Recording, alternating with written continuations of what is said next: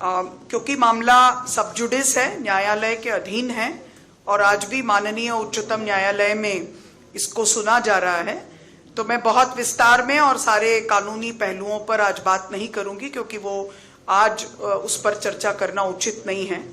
मगर एक चीज ऑलरेडी पब्लिक डोमेन में है और अब क्योंकि वो इलेक्शन कमीशन की साइट पे उपलब्ध है तो वो वैसे भी आप सबके सामने है, उसकी बात जरूर मैं रखूंगी और मेरे एक साथी को मैं अनुरोध करूंगी कि वो स्लाइड के रूप में यहाँ पर उसको चलाएं।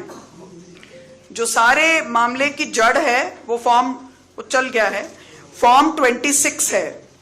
ये कहा गया कि मेरे द्वारा फॉर्म 26 में बात को दर्ज नहीं किया गया और तथ्य को छुपाया गया। अब उसके जो सवाल हैं वो आपके सामने हैं।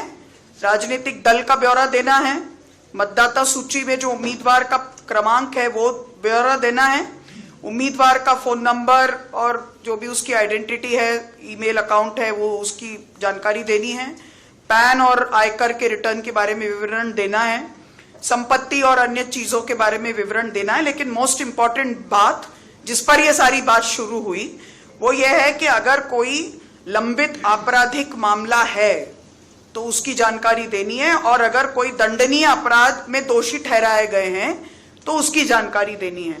जाहिर है कि इन सब चीजों पर मैंने लिखा कि ये मुझ पर लागू नहीं है क्योंकि मुझ पर एक लीगल नोटिस है। वो लीगल नोटिस की पूरी कानूनी जानकारी मैंने मेरे ईसीआई को जो मेमोरेंडम दिया उसमें रखा। आज सुप्रीम कोर्ट में भी वो बात रखेंगे। मात्र एक लीगल नोटिस है जिसका अब तक अदालत ने संज्ञान तक नहीं लिया, कॉग्निसेंस तक नहीं लिया, वो मैटर है। तो अब इसको दर्ज करने के लिए कॉलम कहां था ये क्लैरिटी होनी चाहिए।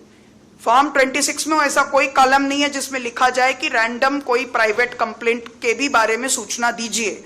अगर वो ऐसा कोई कॉलम होता तो हम ये सूचना जरूर देते।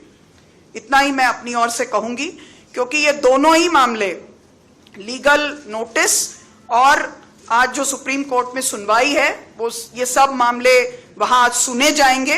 तो इस पर इसके अलावा और कुछ बोलना मेरे लिए आज वो ठीक नहीं होगा। वो सुप्रीम कोर्ट की जो गरिमा है उसके भी साथ ठीक नहीं होगा। मगर ये डॉक्यूमेंट क्योंकि पब्लिक डोमेन में है, मेरा एफिडेविट पब्लिक डोमेन में आप सबके पास ऑलरेडी होगा, इसलिए मैंने अपनी ओर से ये बात आपके समक्ष रखी ताकि ये किसी प्रकार की डिस्क्रिपेंसी ना हो कि फॉर्म में कोई कमी रह गई थी या कोई जानकारी छुपाई गई थी। कोई भी जानकारी छुपाई नहीं गई जो कि मांगी गई।